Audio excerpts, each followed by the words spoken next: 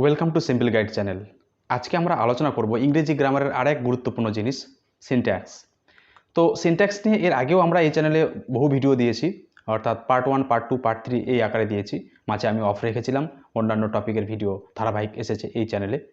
তো সিনট্যাক্সের যে টোটাল আমি কি বলবো নোট রুলস এক কাট্টা করেছিলাম, তার বাকি যে অংশ সেগুলো মাঝে মাঝে তোমাদের সামনে নিয়ে আসবো, আশা করি ভালো লাগবে।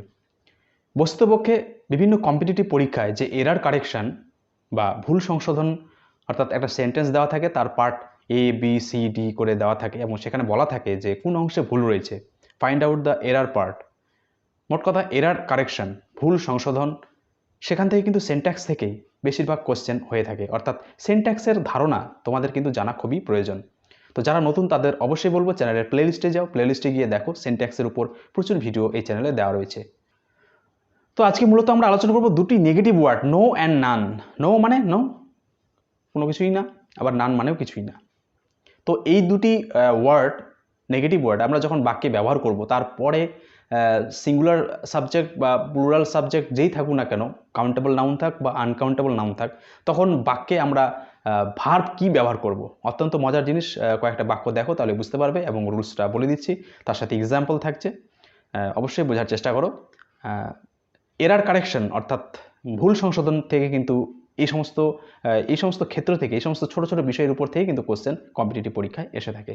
এবং যারা বিদ্যালয়ের ছাত্রছাত্রী তাদের তো অবশ্যই এটা একটা এক্সট্রা বেনিফিট যে তোমরা অনেক আগের থেকেই কারেক্ট ইংলিশ, অর্থাৎ সঠিক যে ইংরেজি, সেটা সম্পর্কে তোমাদের একটা ওয়াকিবহাল হওয়ার সুযোগ থাকছে। মূলত সিনট্যাক্স নিয়ে বরাবর আমরা অনেকেই গুরুত্ব দিই না, কিন্তু সিনট্যাক্সের ধারণা অবশ্যই আমাদের থাকা উচিত সঠিক ইংরেজি বলতে বা লিখতে। তো সেক্ষেত্রে অবশ্যই ভিডিওটি গুরুত্বপূর্ণ, দেখতে থাকো। রুলস কি বলছে? When no plus singular countable and uncountable noun is used as subject, the verb is in singular. অর্থাৎ নো থাকবে, এর সাথে একটা একবচন কাউন্টেবল নাউন যা গোনা যায় সেটা থাকতে পারে, বা আনকাউন্টেবল যেটা গোনা যায় না সেটা থাকতে পারে। এরকম যদি থাকে, ব্যবহার হয়, তাহলে ভার্বটি সর্বদা সিঙ্গুলার হবে। যেমন দেখো, নো ওয়ার্ক হ্যাজ বিন ডান, কোনো কাজ করা হয়নি। এখানে ওয়ার্কটা কাউন্টেবল নাউন ছিল, কিন্তু সিঙ্গুলার যেহেতু ব্যবহার হয়েছে, অতএব হ্যাজ বসেছে, দেখো has been done. No car or no bus was seen, car বা বাস এই যে দুটি নাউন, এগুলো সকলে কাউন্টেবল নাউন, সিঙ্গুলার গোনা যায় এবং সিঙ্গুলারে বসেছে, যার জন্য দেখো ভার্বটি সিঙ্গুলার হয়েছে, ওয়াজ হয়েছে, ওয়ার হয়নি। এখানে নো কার অর নো বাস, অর্থাৎ কোনো গাড়ি বা কোনো বাস দেখা যায়নি বলে এখানে বাস আর গাড়ি দুটো আছে বলে প্লুরাল হয়ে গেল, প্লুরাল ভার্ব বসিয়ে দেবো, সেটা কিন্তু ভুল হয়ে যাবে। একই রকম নো পেন্সিল ইজ অ্যাভেলেবেল, কোনো পেন্সিল পাওয়া যায়নি বা কোনো পেন্সিল পাওয়া যাচ্ছে না বা অ্যাভেলেবেল নয়, সহজ প্রাপ্য নয়। তো সেক্ষেত্রে আমরা কি করেছি, মনে হচ্ছে কোনো পেন্সিল মানে কি অনেকগুলো প্লুরাল হচ্ছে, কিন্তু না, সেক্ষেত্রে ভার্বটি কি হয়েছে, ইজ সিঙ্গুলার। কিন্তু no plus plural countable noun আমরা যদি ব্যবহার করি, তাহলে ভার্বটা কিন্তু অবশ্যই প্লুরাল হবে। শর্ত কি, নো এর সাথে যদি প্লুরাল কাউন্টেবল নাউন আমরা দিয়ে দিই, তখন কিন্তু ভার্বটা আবার প্লুরাল হয়ে যাবে। যেমন দেখো, no cars were there at the time, সে সময় কোনো গাড়ি ছিল না। একই রকম no cameras are available here, কোনো ক্যামেরাই এখানে পাওয়া যাবে না। ক্যামেরাস, কার্স প্রত্যেকটা কাউন্টেবল নাউন এবং সেগুলো কি প্লুরাল, যার জন্য নো থাকা সত্ত্বেও কিন্তু ভার্বগুলো প্লুরাল হয়েছে। এই হলো শর্ত। অর্থাৎ নো এর সাথে যদি সিঙ্গুলার কাউন্টেবল নাউন থাকে বা আনকাউন্টেবল নাউন থাকে, ভার্বটি সর্বদা সিঙ্গুলার হবে। আবার নো এর সাথে যদি প্লুরাল কাউন্টেবল নাউন থাকে, তাহলে কিন্তু ভার্বটি প্লুরাল হয়ে যাবে। আবার কি বলছে নোটস দিয়ে, when two subjects are joined by and not, the verb agrees with the first subject. মজার জিনিস, অ্যান্ড নট, অ্যান্ড এবং নট এই দুটি ওয়ার্ড যদি বাক্যে ব্যবহার হয়, সেক্ষেত্রে দুটি সাবজেক্টের মধ্যে যে সাবজেক্টটি প্রথমে বসেছে সে সেন্টেন্সে, সেই প্রথম সাবজেক্ট অনুযায়ী কিন্তু ভার্বটি হবে। যেমন দেখো, he and not his brothers has come, সে তার ভাইরা নয়, সে এখানে এসেছে, যার জন্য কী হয়েছে, হ্যাজ। অ্যান্ড নট দিয়ে হিজ ব্রাদার্স বসেছে, তারপরে মনে হচ্ছে যে হিজ ব্রাদার্স রয়েছে, তাহলে তো হ্যাভ হওয়া উচিত, কিন্তু কী হয়েছে, has. I and not my brother have done this, আমি, আমার ভাইরা নয়, আমি এই কাজটি করেছি। মাই ব্রাদার পরের সাবজেক্ট, সামনের সাবজেক্ট, সেটা কি হচ্ছে, আই। তো আই অনুযায়ী মানে ভার্বটা হয়েছে হ্যাভ। অত্যন্ত মজার জিনিস। একই রকম, only he and not the girls is guilty, শুধুমাত্র সে, মেয়েরা নয়, শুধুমাত্র সে হয় দোষী। কি হয়েছে, only he and not the girls is guilty, girls তারপরে কিন্তু আর হয়নি, ইজ হয়েছে। কেন হয়েছে, শর্ত কি, অ্যান্ড নট এই স্ট্রাকচারে যদি থাকে, প্রথম সাবজেক্ট অনুযায়ী ভার্বটি হবে। অত্যন্ত মজার জিনিস, এগুলো আমাদের জানা উচিত, কিন্তু আমাদের ভুল হয়। নেক্সট চলে আসি আমরা, নান। নান এটাও নেগেটিভ ওয়ার্ড। এইটা আমরা বাক্যে যখন ব্যবহার করবো তখন কীভাবে ব্যবহার করব এবং কী কী জিনিস আমাদেরকে খেয়াল করতে হবে, কোথায় কোথায় আমাদের ভুল হয়, কমন এরারে কিন্তু এখান থেকেও কোশ্চেন এসে থাকে।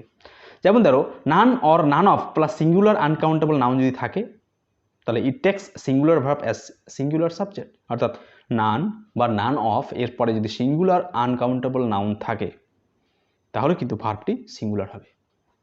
শর্ত কি? নান এবং তারপরে সিঙ্গুলার আনকাউন্টেবল। যেমন নান হ্যাজ কাম ইয়েট, সরাসরি নান বসেছে, সেটাকে আমরা সিঙ্গুলার হিসেবে বসেছি। আবার none of this money is hers, মানিটাকে আমরা সেভাবে কাউন্টেবলের মধ্যে ধরি না, কালেকটিভ হিসাবে ধরি। এখানকার কোনো টাকাই তার নয়।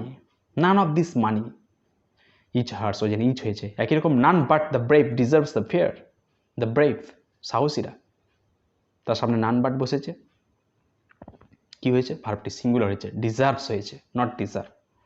কিন্তু নান প্লাস প্লুরাল নাউন আর plural pronoun it is consider singular or plural, কিন্তু নানের পর যদি প্লুরাল নাউন বা প্লুরাল প্রোনাউন বসে তাহলে কিন্তু ভার্বটি সর্বদা প্লুরাল হবে।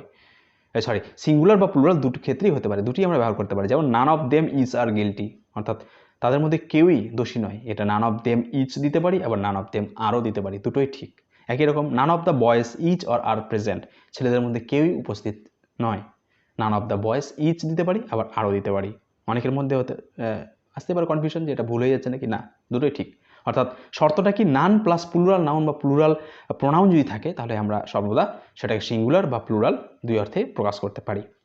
এখানে বিশেষজ্ঞরা কি বলছেন? বিশেষজ্ঞরা বলছেন use of singular verb is consider to be better in this respect, অর্থাৎ এক্ষেত্রে সিঙ্গুলার ভার্ব, এক বচনে ভার্ব ব্যবহার করাটা বেশি ভালো। তো এই হলো নান এবং নো বাক্যে যখন আমরা ব্যবহার করব কী কী জিনিস খেয়াল করব অবশ্যই দেখো। কোথাও কোনো বুঝতে অসুবিধা হলে অবশ্যই কমেন্ট করে কমেন্ট সেকশনে প্রশ্ন করো, যথাশীঘ্র সম্ভব উত্তর দিয়ে দেওয়ার চেষ্টা করব। আর যারা নতুন তারা চ্যানেলটি সাবস্ক্রাইব করে আমাদের সাথে থাকো, এবং অবশ্যই অনুরোধ করবো চ্যানেলের প্লেলিস্টে যাও। তোমরা জানো সিম্পল গাইড চ্যানেলে লাগাতার টেক্সট রিডিং, গ্রামার, রাইটিং স্কিলের উপর ভিডিও দিয়ে দেওয়া থাকে। আরও অন্যান্য বিষয়ে ভিডিও দেখার জন্য অবশ্যই আমাদের চ্যানেলের প্লেলিস্টে একবার ভিজিট করো, আর চ্যানেলটি সাবস্ক্রাইব করে আমাদের সাথে থাকো। ভিডিওটি দেখার জন্য অসংখ্য ধন্যবাদ।